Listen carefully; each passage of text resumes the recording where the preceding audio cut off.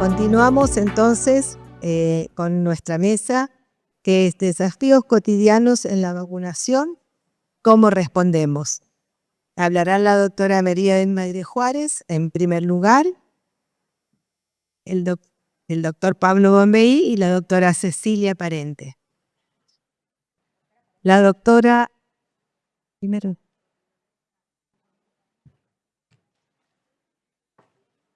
Mavi, adelante.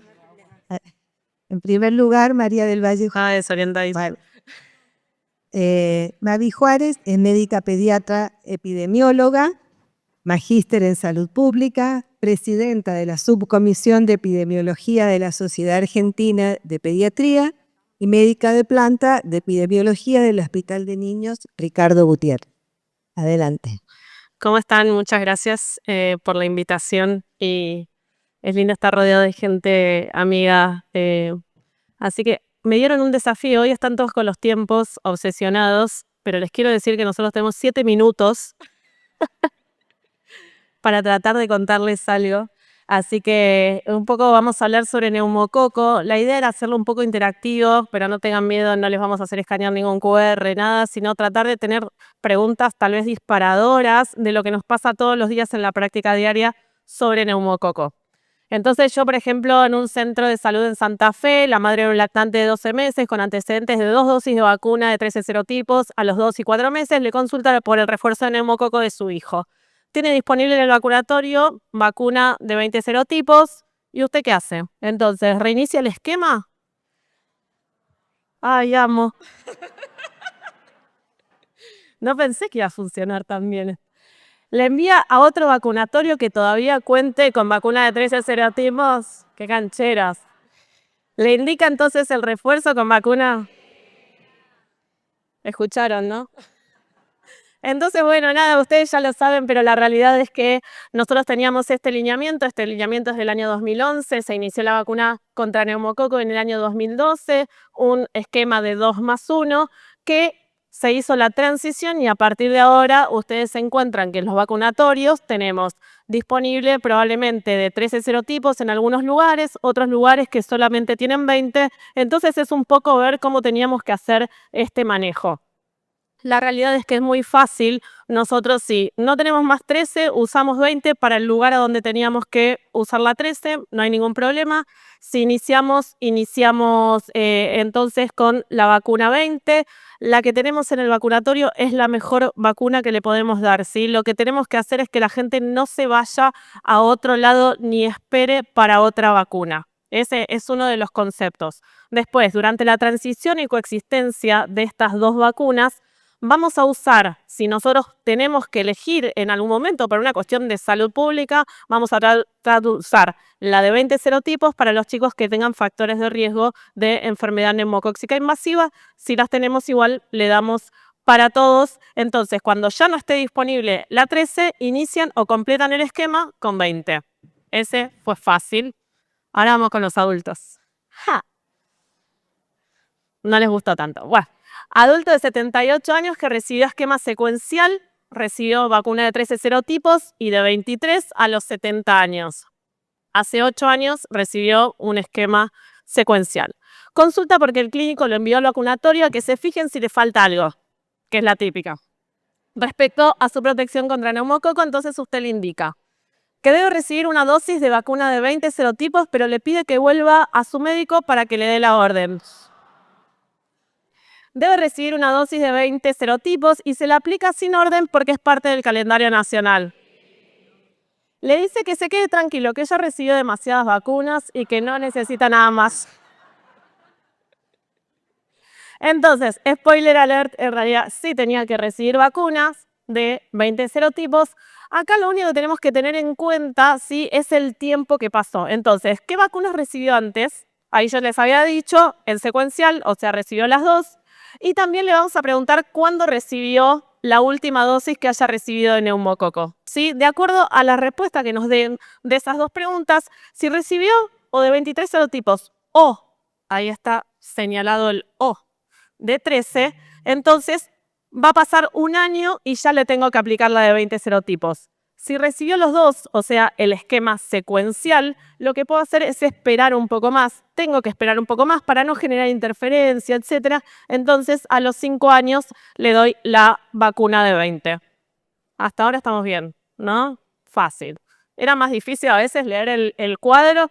¿Y qué pasa si el adulto tiene 63 años, es tabaquista y tiene una dosis de 23 serotipos a los 58 años?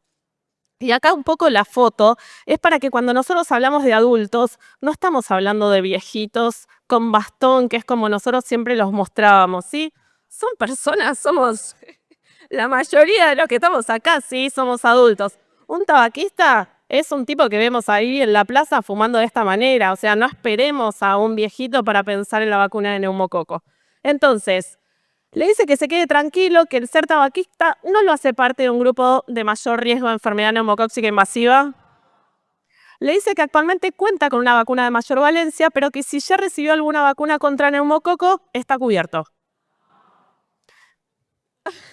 Debería recibir una dosis de vacuna de 20 serotipos y se lo aplica sin orden porque es parte del calendario nacional.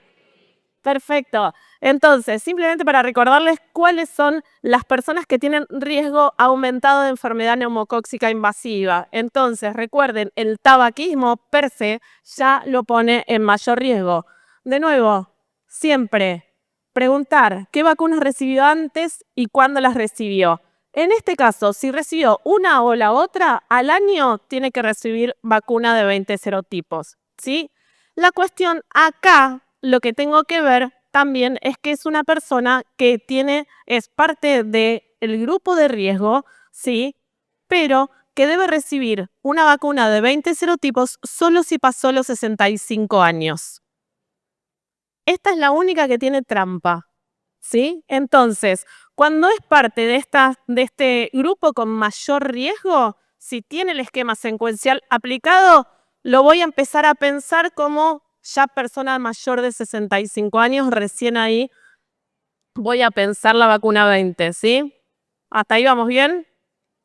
Entonces, ¿qué pasa si viene un joven de 20 años que tiene inmunosupresión, fístula o implante coclear? ¿Sí? Estos tienen más riesgo, ¿sí? Entonces, en estos siempre van a tener que recibir la vacuna de 20 serotipos, no importa si recibieron una o dos vacunas o el esquema secuencial, ¿sí? Entonces, la idea es que esto es lo que nosotros tenemos que tener en la cabeza, cuáles son los grupos de riesgo y cuál es el tiempo que tienen que haber pasado. Entonces, simplemente para que ustedes tengan acá, este es el resumen con vacunación previa, sin vacunación previa. Ahí están mis compañeras que fueron parte de escribir estos lineamientos, así que la realidad es que lo tienen disponible en la página del Ministerio de Salud para poder entrar a ver. Muchísimas gracias.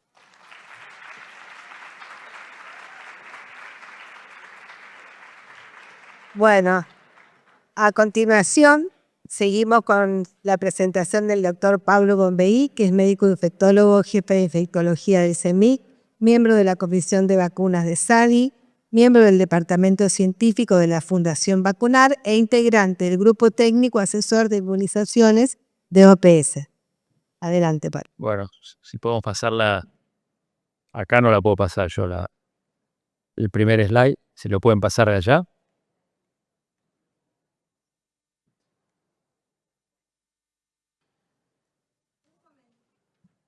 Un comentario bastante frecuente es: el herpes zóster es una enfermedad leve que afecta solo a personas muy mayores o muy debilitadas, por lo cual no es necesario prevenirla. ¿Es cierto esto? Este es un comentario frecuente y sabemos que no es exactamente así. El herpes zóster, generalmente la localización más frecuente es torácica, pero puede dar en cualquier dermatoma del organismo.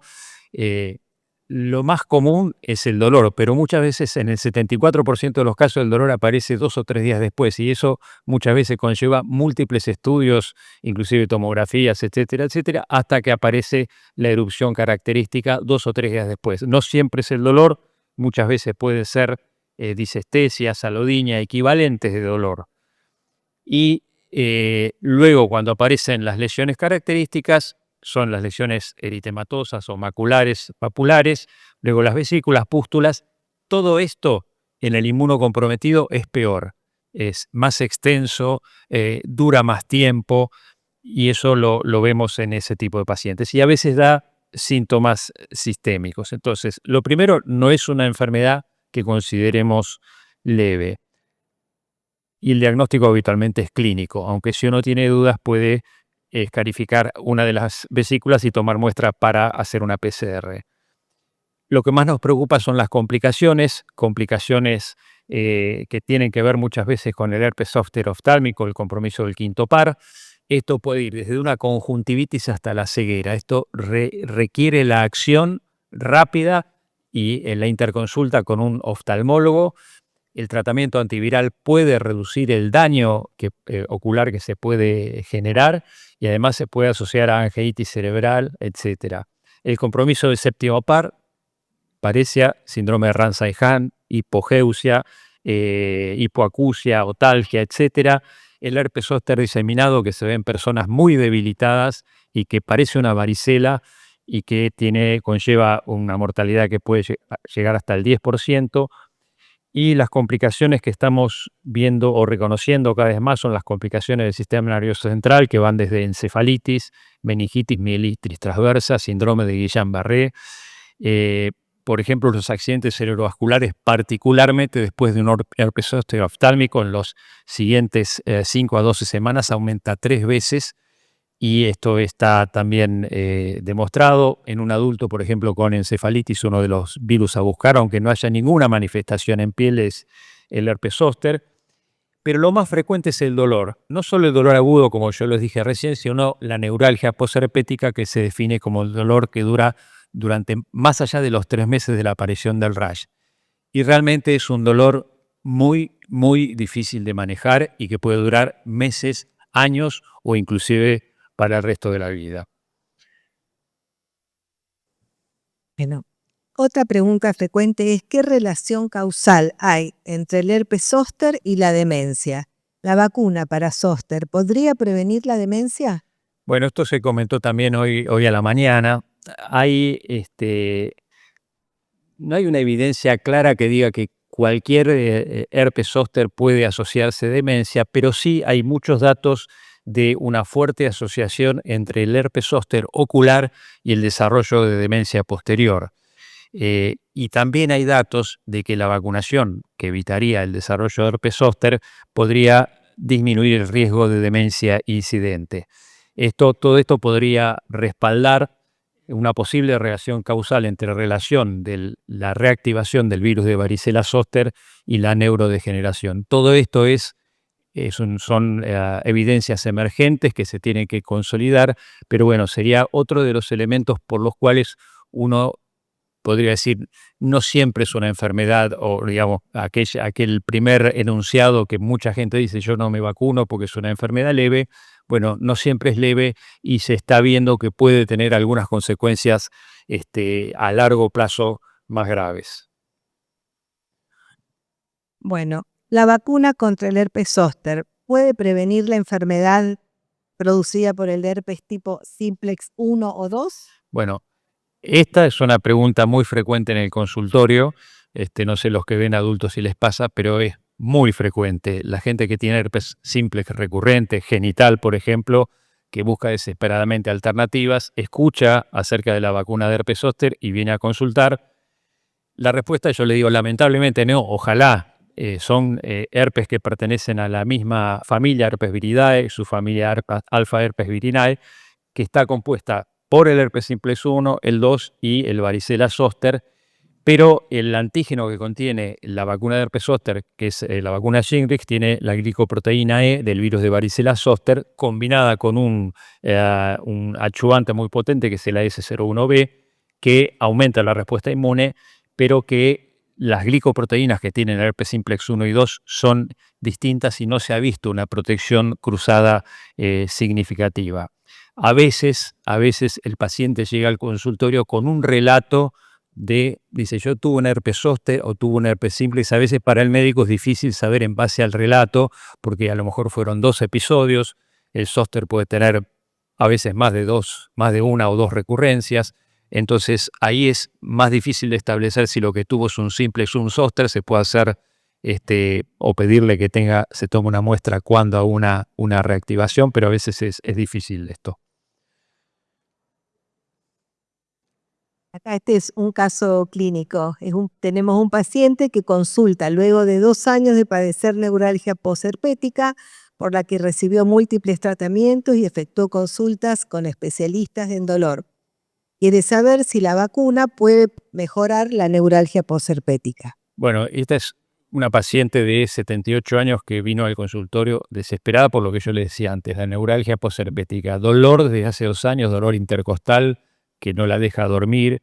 Consultó clínicos especialistas en dolor de distintos centros reconocidos y no hay medicación ni bloqueos los bloqueos transitoriamente le mejoran el dolor, pero el dolor luego vuelve y como en su desesperación viene a preguntar si la vacuna de alguna forma puede prevenir o puede mejorar, mejor dicho, la neuralgia posherpética. La respuesta es no, pero sabemos que la tasa de recurrencia de herpes zóster de alguien que ya lo tuvo puede ser de hasta el 10.3% en inmunocompetentes de más de 50 años a lo largo de 10 años, que los que tienen mayores tasas de recurrencia son las mujeres, los inmunocomprometidos, las personas que tienen mucho dolor en la fase aguda y también las lesiones extensas y los que tienen comorbilidades. O sea que a esta persona yo con la vacuna no le voy a mejorar la neuralgia posherpética, pero potencialmente o muy seguramente le puedo evitar una recurrencia. Estas recurrencias son menores en el primer año luego del episodio, pero esto luego aumenta progresivamente. Y fíjense que también es elevada en quienes tuvieron herpes, más elevada en quienes tuvieron herpes zóster oftálmico. Así que por todos estos motivos la respuesta es no, pero sí la vacunación para evitar las recurrencias. Recordar, y para ir terminando, que los estudios pivotales de estas vacunas son el SOI 50 y el SOI 70. Recordamos la vacuna inactivada recombinante que contiene la glicoproteína G del virus de varicela zoster asociada al adyuvante AS01B, con unos datos, si uno ve los datos de eficacia, realmente son eficacias muy interesantes en personas adultos a partir de los 50 años. Fíjense, a la derecha lo que tienen es el estudio de pool de SOI 50 más SOI 70, que incluye de los que estuvieron en el SOI 50 más los que estuvieron en el estudio mayor de 70, con una eficacia que es superior al 91%. En cuanto al riesgo de contraer neuralgia posherpética, en los estudios se vio que, por ejemplo, en el estudio SOI 50 y SOI 70 agrupado, en mayores de 70 años la vacuna prevenía más del casi el 88.8% de las recurrencias de la neuralgia posherpética, y después en mayores de 50 o mayores de 70 vemos que la eficacia para prevenir neuralgia posherpética es alta. No hay estudios, los datos de prevención de recurrencias son los estudios de efectividad clínica, que muestran que para prevenir recurrencias la efectividad es entre el 76 y el 83%. Y creo que esta es la última. Gracias. Continuamos. Bien. Continuamos con la doctora Cecilia Parente, quien es médica pediatra especialista en alergia e inmunología del Hospital Italiano de Buenos Aires, miembro comité de alergia de la SAP y miembro del comité de pediatría de la Asociación Argentina de Alergia e Inmunología. Bueno, muchas gracias por la invitación. La idea era hablar unos pocos minutos, lo cual es un desafío de hablar alergia o vacunas en general. Así que se me ocurrió hacer 3 preguntas, que es lo que más vemos que nos llega en la práctica diaria respecto a las dudas que genera tanto en pediatras o en la comunidad médica respecto a este tema. La primera pregunta que se me ocurre hacer es si toda reacción a posvacuna es alergia realmente y cuáles son las verdaderas contraindicaciones alérgicas para que yo le diga a mi paciente no tiene que recibir la vacuna.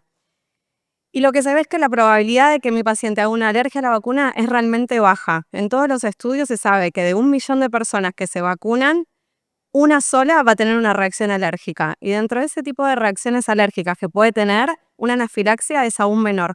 Y esto habla mucho también de lo mal etiquetado que están los pacientes respecto a la alergia. Hay estudios que se hicieron respecto con la vacunación a COVID, que fueron una vacunación bastante extensa, en la que se vio que pacientes que reportaban que habían tenido alguna reacción se volvían a revacunar y menos del 1% realmente hacía otra vez la misma reacción. Por lo cual es importante prestar un poco de atención a esto y clasificar bien el paciente, dado que también hay mucho miedo alrededor de la vacunación y muchas veces queda una etiqueta que no es la adecuada.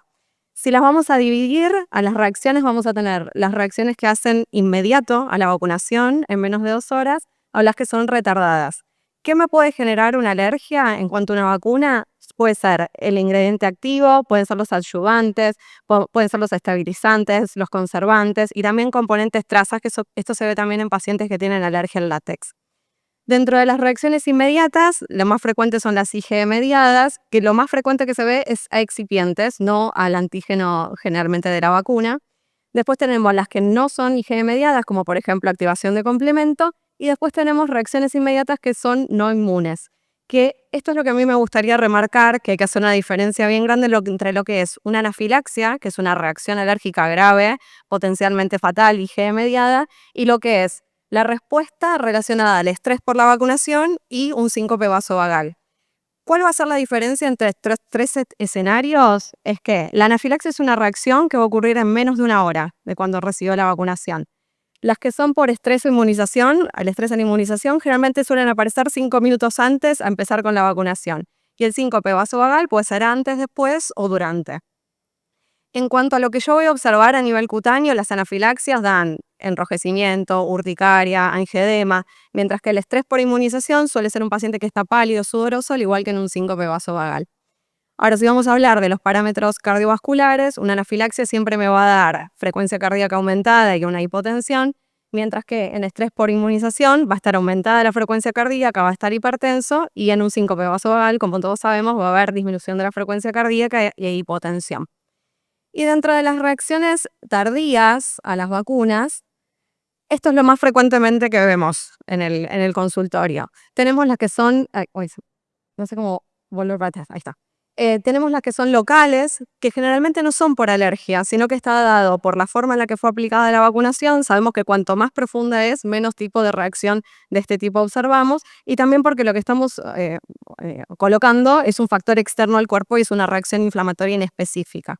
Y después en pediatría también vemos mucho lo que son las reacciones extensas, tardías, que generalmente se dan entre 48 y 72 horas después de la vacunación, que generalmente son inocuas, resuelven espontáneamente, y hay muchos estudios que hablan de esto. Hay uno muy particular europeo que habla de que los pacientes que reciben la vacuna de PT, cuando reciben la 5ª dosis, 1/4 siempre hace una reacción inflamatoria tardía extensa.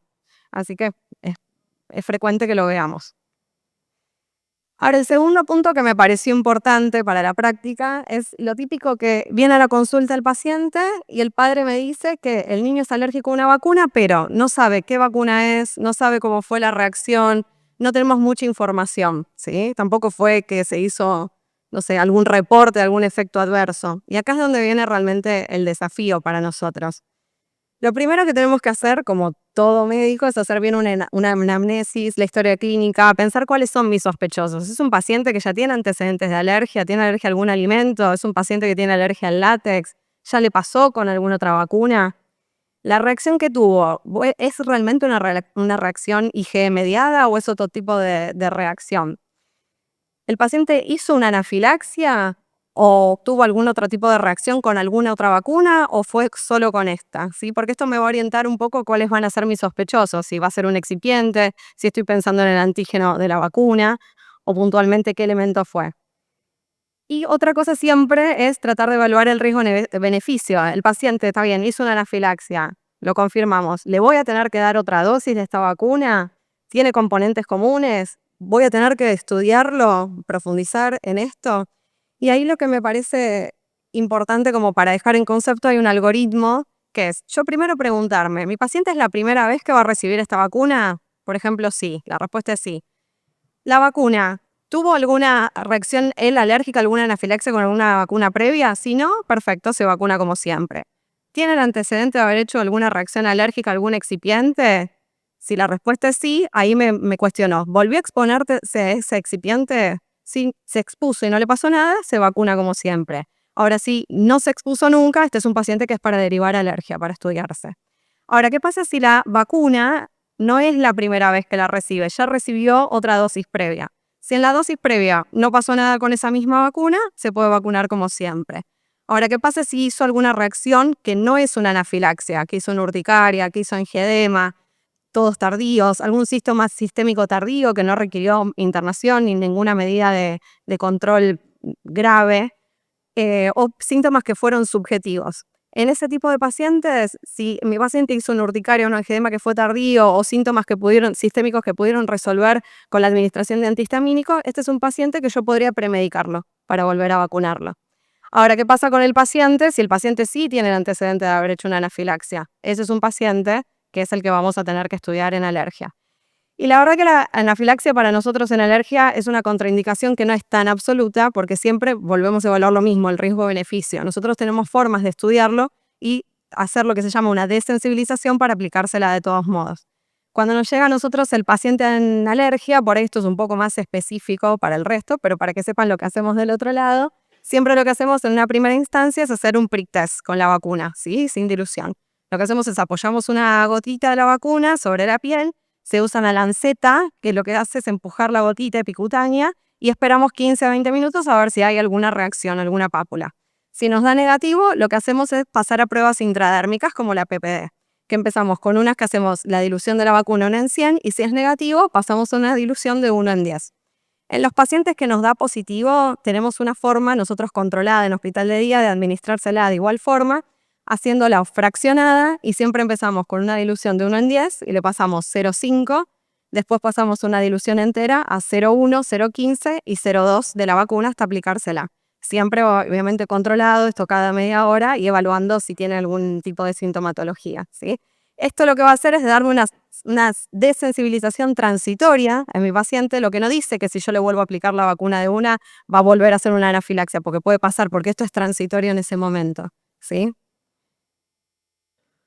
Y otro punto que nos llega mucho a nosotros en Alergia a la Consulta es qué pasa con los pacientes que tienen alergia a alimentos y la aplicación de vacunas. El ejemplo clásico pasa con los pacientes que son alérgicos al huevo, ¿sí? Se nos plantean siempre 3 escenarios con estas 3 vacunas: la vacuna triple viral, la vacuna antigripal y la vacuna de la fiebre amarilla. En cuanto a la vacuna triple viral, ninguna guía dice que ser alérgico al huevo sea una contraindicación para recibirla. Es una vacuna que está cultivada en embrioblastos de pollo, por ende se sabe que todos los pacientes alérgicos al huevo la toleran, la verdad que sin problemas. En cuanto a la antigripal, sí, la antigripal tiene trazas de ovoalbúmina, pero la concentración que tiene es menor a 0,12 picogramos por mililitro, lo cual es una vacuna que es generalmente tolerada. De hecho, hay estudios hechos con pacientes que han tenido antecedentes de anafilaxia con huevo que la toleran sin ningún problema, así que no sería una contraindicación para recibirla. En cuanto a la de la fiebre amarilla, sí, es un escenario diferente porque dependiendo de los 2 tipos de vacunas que hay a nivel mundial, hay algunos que tienen una baja cantidad de volúmina, pero otros llegan a tener a 4,42 microgramos por mililitro de la vacuna. Entonces, en los pacientes que tienen alergia al huevo, generalmente se la aplicamos adentro de hospital de día bajo una técnica así fraccionada y desensibilizarlos para que la puedan recibir igual, siempre evaluando un poco el riesgo-beneficio, ¿no? Bueno, y esto sería todo. Gracias. Muchas gracias.